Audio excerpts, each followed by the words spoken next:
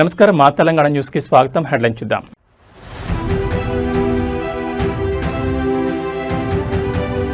మహిళలు చిన్నారుల రక్షణకు అత్యంత ప్రాధాన్యత, సైబర్ నేరాలపై ప్రత్యేక నిఘా.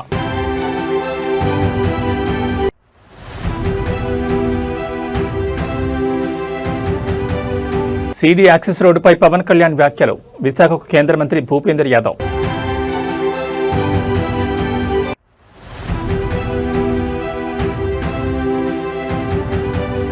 గోదావరి జలాలను గరిష్ట స్థాయిలో వినియోగించుకోవాలి, సీఎం రేవంత్ రెడ్డి పిలుపు.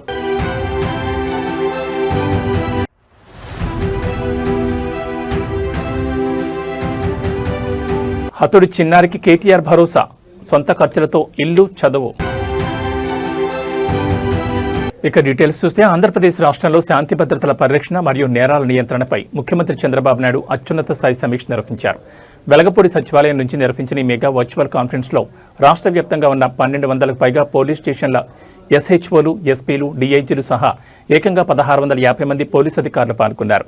హోంమంత్రి వంగల్పూడి అనిత, డీజీపీ హరీష్ కుమార్ గుప్తా మరియు ఉన్నతాధికారుల సమక్షంలో జరిగిన ఈ సమీక్షలో ముఖ్యంగా మహిళలు, చిన్నారులపై జరుగుతున్న నేరాల అడ్డుకట్టపై సీఎం తీవ్రంగా స్పందించారు.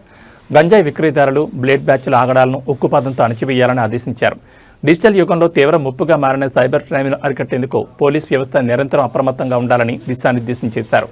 సామాజిక మాధ్యమాల్లో శాంతి భద్రతలకు విఘాతం కలిగించేలా ఫేక్ ప్రచారాలు చేసే మోకలపై కఠిన చట్టపరమైన చర్యలు తీసుకోవాలని ముఖ్యమంత్రి స్పష్టం చేశారు. వివిధ పోలీస్ స్టేషన్లలో నమోదవుతున్న కేసుల తీరుతెన్నులు, ఎఫ్ఐఆర్ల దర్యాప్తు పురోగతిపై నేరుగా క్షేత్రస్థాయి అధికారుల నుంచి సమాచారం సేకరించిన సీఎం ప్రజలకు భద్రతాభావం కల్పించడంలో రాజీ పడేది లేదని స్పష్టం చేశారు.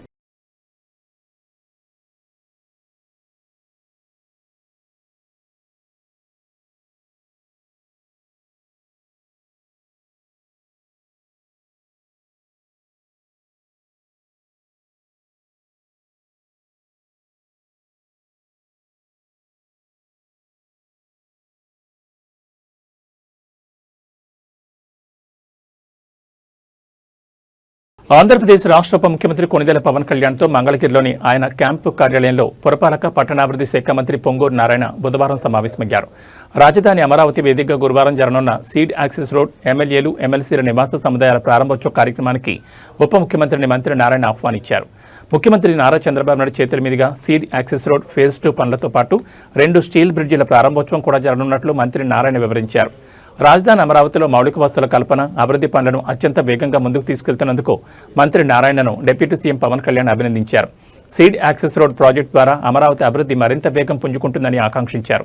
అయితే ముందే నిర్ణయించిన ప్రకారం గురువారం విశాఖపట్నంలో జరిగే జాతీయ స్థాయి ప్రపంచ ఏనుగుల దినోత్సవ వేడుకల్లో తాను పాల్గొనాల్సి ఉందని పవన్ కళ్యాణ్ తెలిపారు. తన అభ్యర్థన మేరకు రాష్ట్ర అటవీశాఖ ఆధ్వర్యంలో తొలిసారిగా ఈ జాతీయ వేడుకను విశాఖలో నిర్వహిస్తున్నామని వివరించారు. తన ఆహ్వానం మేరకు కేంద్ర అటవీ పర్యావరణ శాఖ మంత్రి భూపేందర్ సింగ్ యాదవ్ కూడా ఈ కార్యక్రమానికి హాజరవుతున్నట్లు స్పష్టం చేశారు.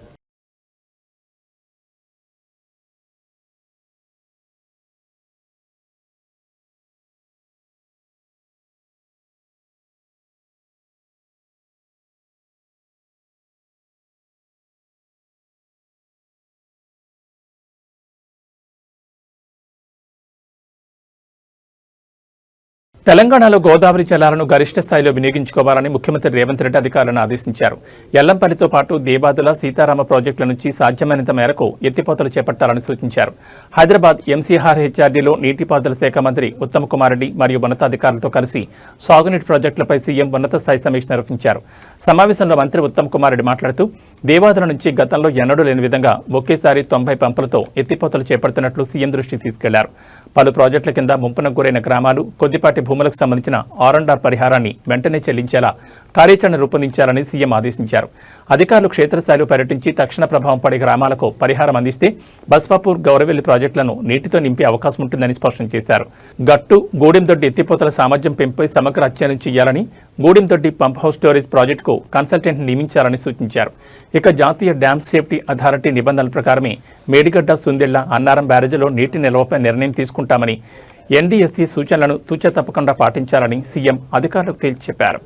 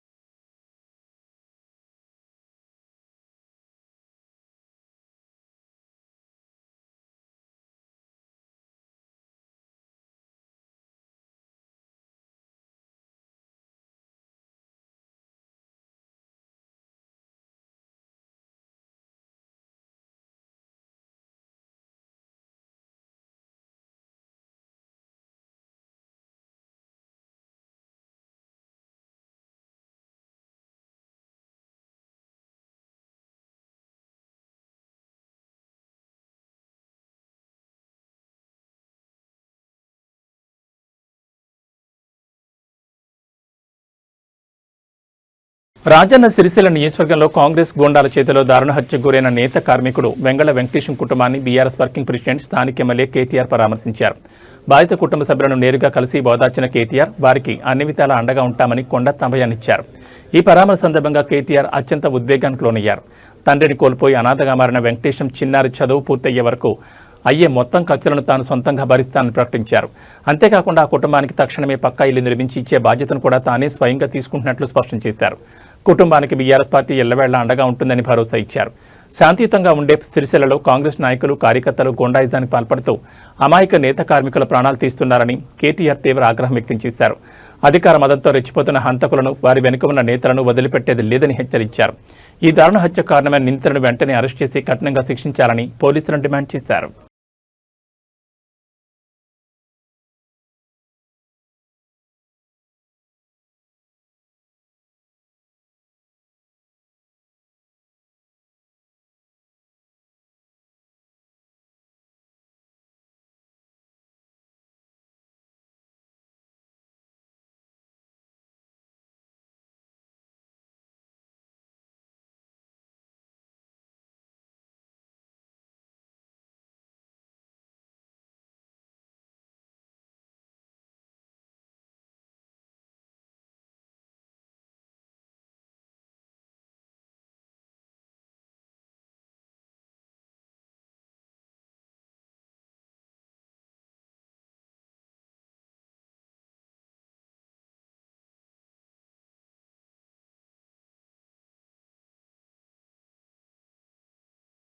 ఉమ్మడి కర్నూలు జిల్లా రాజకీయాల్లో తీవ్ర ఉద్రిక్తత నెలకొంది. వైఎస్ఆర్సీపీ అధినేత మాజీ ముఖ్యమంత్రి వైఎస్ జగన్మోహన్ రెడ్డి కర్నూలు పర్యటనకు బయలుదేరిన వైఎస్ఆర్సీపీ రాష్ట్ర యువజన విభాగం వర్కింగ్ ప్రెసిడెంట్ బైరెడ్డి సిద్ధార్థరెడ్డిని పోలీసులు అడ్డుకోవడం తీవ్ర రగడకు దారితీసింది. పర్యటనకు వెళ్లకుండా పోలీసులు రహదారిపై అడ్డుకోవడంతో స్థానికంగా భారీగా వైఎస్ఆర్సీపీ శ్రేణులు మోహరించాయి. తమను ఏ ప్రాతిపదికన ఎందుకు అడ్డుకుంటున్నారని బైరెడ్డి సిద్ధార్థరెడ్డి పోలీసులను నేరుగా ప్రశ్నించగా అధికారులు సరైన కారణం చెప్పకుండా వింతగా సమాధానాలు చెప్పడంపై వైఎస్ఆర్సీపీ నేతలు తీవ్ర ఆగ్రహం వ్యక్తం చేశారు.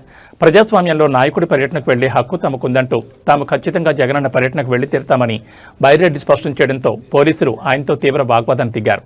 కూటమి ప్రభుత్వం ఉద్దేశపూర్వకంగానే పోలీసులను అడ్డుపెట్టుకుని వైఎస్ఆర్సీపీ నేతలను పర్యటనకు వెళ్లకుండా నిర్బంధిస్తోందని బైరెడ్డి సిద్ధార్థరెడ్డి మండిపడ్డారు. ప్రతిపక్ష నేత పర్యటనకు వస్తున్న జనసందోహాన్ని చూసి ఓర్వలేకే ఇటువంటి అక్రమ అడ్డగింతలకు పాల్పడుతున్నారని ధ్వజమెత్తారు. పోలీసుల తేలిక నిరసనగా వైఎస్ఆర్సీపీ శ్రేణులు ప్రభుత్వం మరియు పోలీసులకు వ్యతిరేకంగా నినాదాలు చేశారు.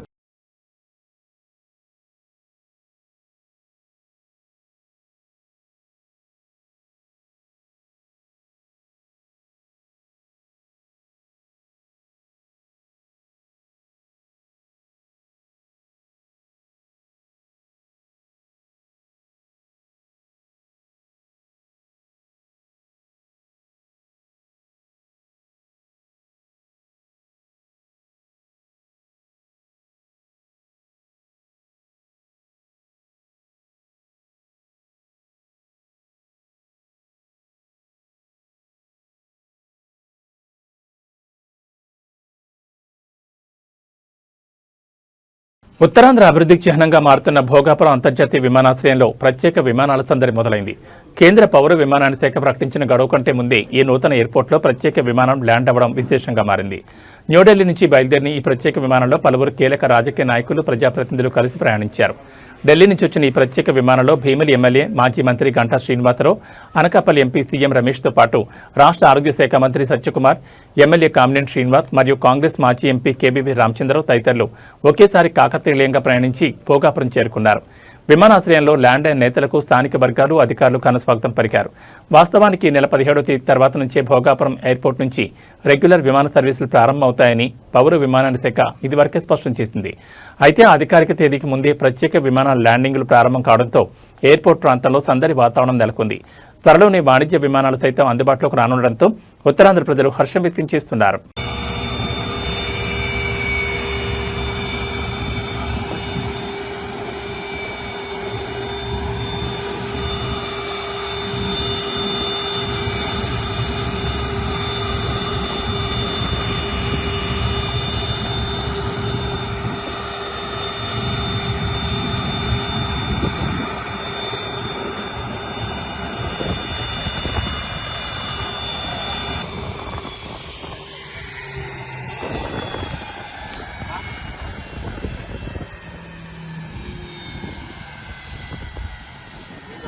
తెలంగాణలో రైస్ మిల్లర్లు బకాయి పడిన ధాన్యం విలువకు సంబంధించిన ప్రతి పైసాను వసూలు చేయాల్సిందేనని ముఖ్యమంత్రి రేవంత్ రెడ్డి స్పష్టం చేశారు. పౌర సరఫరాల శాఖ మంత్రి ఉత్తమ్ కుమార్ రెడ్డి మరియు ఉన్నతాధికారులతో కలిసి ఎంసీఆర్ హెచ్ఆర్డీలో నిర్వహించిన సమీక్షలో సీఎం మాట్లాడారు. ఉద్దేశపూర్వకంగా ఎగవేతలకు ప్రయత్నించే మిల్లర్లపై కఠినంగా వ్యవహరిస్తామని తేల్చి చెప్పారు. బకాయిల వసూలుకు పక్కా విధి విధానాలు రూపొందించి కేబినెట్ సబ్ కమిటీకి సమర్పించాలని ఆదేశించారు. మొండి బకాయిదారులుగా మారిన మిల్లర్లను పక్కన పెట్టి వారికి కేటాయించే ధాన్యాన్ని స్వయం సహాయక మహిళా సంఘాలకు కేటాయించి మిల్లింగ్ బాధ్యతలను అప్పగిస్తామని సీఎం వెల్లడించారు. గత ప్రభుత్వం వేల కోట్ల రూపాయల బకాయిలకు ఆస్కారమించి ఆ తప్పిదాన్ని ప్రస్తుత ప్రభుత్వంపై తోసేందుకు ప్రయత్నిస్తోందని తీవ్ర ఆగ్రహం వ్యక్తం చేశారు.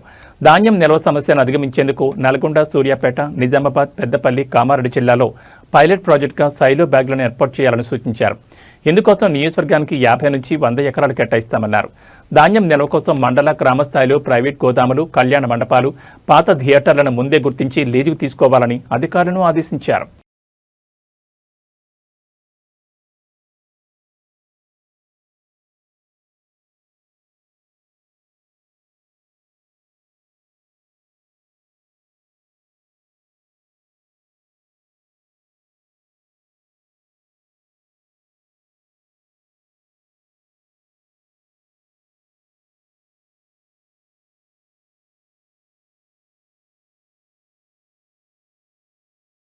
విశాఖపట్నం వేదికగా ప్రతిష్టాత్మకంగా జరుగుతున్న ప్రపంచ ఏనుగుల దినోత్సవ జాతీయ వేడుకల్లో పాల్గొనేందుకు రాష్ట్ర ఉప ముఖ్యమంత్రి కొణిదెల పవన్ కళ్యాణ్ విశాఖ చేరుకున్నారు. విమానాశ్రయం వద్ద ఆయనకు నియోజకవర్గ ఎమ్మెల్యేలు, కార్పొరేషన్ చైర్మన్లు, కూటమి నాయకులు మరియు జిల్లాధికారులు అత్యంత ఘనస్వాగతం పలికారు. ఎయిర్పోర్టులో పవన్ కళ్యాణ్కు ఎమ్మెల్యేలు పంచకాల రమేష్ బాబు, వంశీకృష్ణ, శ్రీనివాస్ యాదవ్, సుందరపు విజయ్ కుమార్, విష్ణుకుమార్ రాజుతో పాటు డీసీసీబీ చైర్మన్ కోన తాతారావు ఘనంగా పూల బొకేలు అందించి స్వాగతించారు.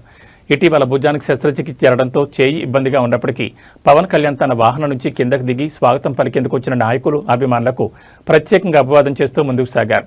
విశాఖపట్నంలో రాష్ట్ర అటవీ శాఖ ఆధ్వర్యంలో తొలిసారిగా నిర్వహిస్తున్న ఈ జాతీయ స్థాయి కార్యక్రమంలో కేంద్ర సహాయ మంత్రి కీర్తివర్ధన్ సింగ్తో కలిసి ఉప ముఖ్యమంత్రి పవన్ కళ్యాణ్ పాల్గొన్నారు.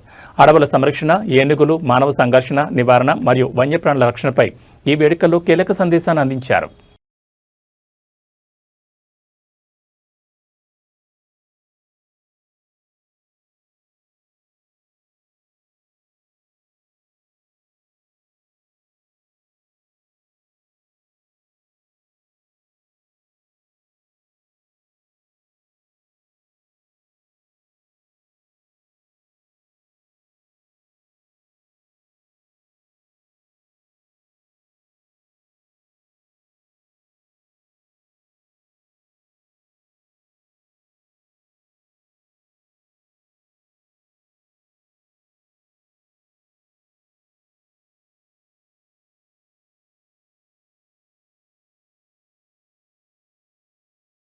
మంచిర్యాల జిల్లా నేలవాయి పోలీస్ స్టేషన్ పరిధిలో టాస్క్ ఫోర్స్ పోలీసులు భారీ ఆపరేషన్ నిర్వహించారు.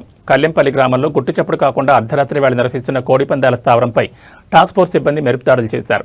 ఈ దాడుల్లో 12 రాళ్లను అదుపులో తీసుకోవడంతో పాటు భారీగా వాహనాలు, కత్తులను పోలీసులు స్వాధీనం చేసుకున్నారు. విశ్వసనీయ సమాచారం మేరకు అర్ధరాత్రి సమయంలో కల్లెంపల్లి సమీపంలోని స్థావరాన్ని చుట్టుముట్టిన టాస్క్ ఫోర్స్ బృందాలు పందాలు కాస్తున్న రాయుళ్లను రౌండప్ చేశాయి. ఈ హఠాత్ పరిణామంతో ఉన్నవారు పారిపోయేందుకు యత్నించినప్పటికీ పోలీసులు సమర్థవంతంగా 16 మంది పందెం రాయుళ్లను అక్కడికక్కడే అరెస్ట్ చేశారు. ఈ సోదాల్లో పందెం స్థావరం నుంచి 24,040 రూపాయల నగదు, 4 పందెం కోళ్లు, ఏకంగా 45 పందెం కత్తులతో పాటు 18 ద్విచక్ర వాహనాలు, 12 సెల్ ఫోన్లను టాస్క్ ఫోర్స్ అధికారులు స్వాధీనం చేసుకున్నారు. పట్టుబడిన నిందితులను సీజ్ చేసిన సామగ్రిని తదుపరి చట్టపరమైన చర్యల నిమిత్తం నీల్వాయి పోలీస్ స్టేషన్కి అప్పగించారు. జిల్లాలో చట్ట వ్యతిరేక కార్యకలాపాలకు పాల్పడితే కఠిన చర్యలు తప్పవని పోలీసులు హెచ్చరించారు.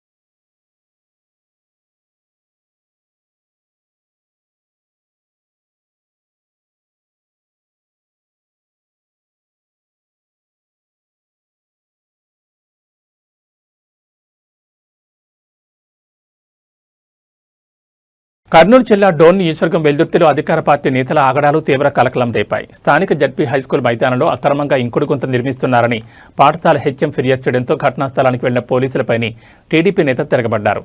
విధులు నిర్వహిస్తున్న కానిస్టేబుల్పై దాడికి తెగబడ్డంతో పాటు ఎస్ఐకి తీవ్ర హెచ్చరికలు జారీ చేయడం స్థానికంగా గందరగోళానికి దారితీసింది. వెల్దుర్తి జడ్పీ హైస్కూల్ ప్రాంగణంలో అనుమతులు లేకుండా అక్రమ తవ్వకాలు జరుపుతున్నారన్న ఫిర్యాదుతో పోలీసులు అక్కడికి చేరుకున్నారు. పనులను నిలిపివేయాలని కోరిన కానిస్టేబుల్పై టీడీపీ నాయకుడు శ్రీనివాసులు గౌడ్ దౌర్జన్యానికి దిగారు. బాధ్యతాయుతంగా పనిచేస్తున్న కానిస్టేబుల్పై చేయి చేసుకోవడమే కాకుండా అక్కడికి వచ్చిన ఎస్ఐ కూడా బూతులు తిడుతూ బహిరంగ వార్నింగ్ ఇవ్వడం విజువల్స్లో స్పష్టంగా కనిపిస్తోంది. వెల్దుర్తి జడ్పీ హైస్కూల్ ప్రాంగణంలో అనుమతులు లేకుండా అక్రమ తవ్వకాలు జరుపుతున్నారన్న ఫిర్యాదుతో పోలీసులు అక్కడికి చేరుకున్నారు. పనులను నిలిపివేయాలని కోరిన కానిస్టేబుల్పై టీడీపీ నాయకుడు శ్రీనివాసులు గౌడ్ దౌర్జన్యానికి దిగారు. బాధ్యతాయుతంగా పనిచేస్తున్న కానిస్టేబుల్పై చేయి చేసుకోవడమే కాకుండా అక్కడికి వచ్చిన ఎస్ఐకి కూడా బూతులు తిడుతూ బహిరంగ వార్నింగ్ ఇవ్వడం స్పష్టంగా కనిపిస్తోంది.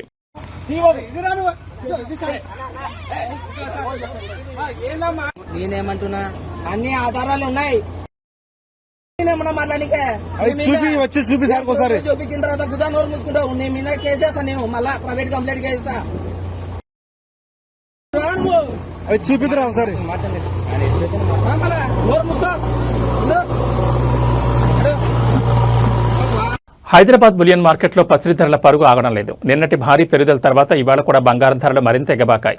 శ్రావణ మాస పండుగల వేళ కొనుగోళ్ల డిమాండ్ పెరగడం మరియు అంతర్జాతీయ మార్కెట్ ప్రభావంతో భాగ్యనగరంలో తులం బంగారం ధర కొత్త రికార్డు స్థాయికి చేరింది. హైదరాబాద్ బులియన్ మార్కెట్ తాజా సమాచారం ప్రకారం 24 క్యారెట్ల 10 గ్రాముల స్వచ్ఛమైన పసిడి ధర ఇవాళ మరో ₹270 పెరిగి 1,55,130 మార్కు చేరుకుంది. ఇక ఆభరణాల తయారీకి వాడే 22 క్యారెట్ల 10 గ్రాముల బంగారం ధర ₹250 ఎగబాకి 1,42,200 పలుకుతోంది.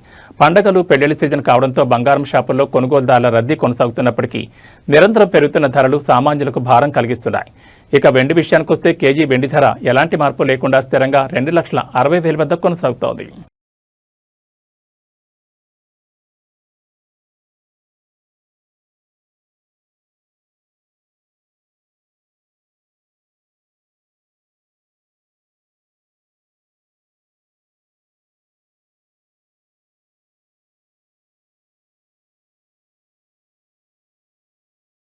ఆంధ్రప్రదేశ్ రాష్ట్రంలో వాతావరణం ఒక్కసారిగా మారిపోయింది. వాయువ్య బంగాళాఖాతంలో పశ్చిమ బెంగాల్ తీర ప్రాంతంలో తీవ్ర అల్పపీడనం కేంద్రీకృతమై ఉన్నట్లు ఆంధ్రప్రదేశ్ రాష్ట్ర విపత్తుల నిర్వహణ సంస్థ వెల్లడించింది.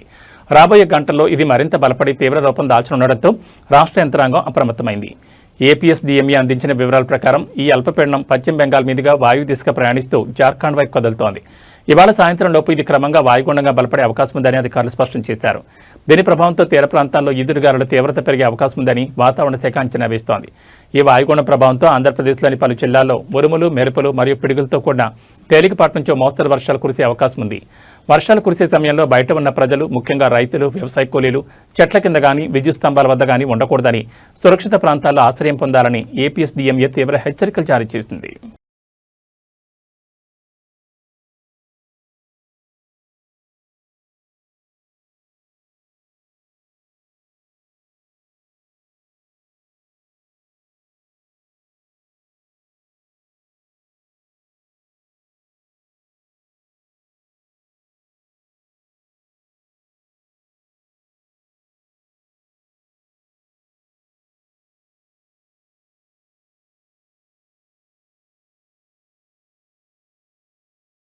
ఏబీ బులెటిన్ విశేషాలు. నమస్కారం.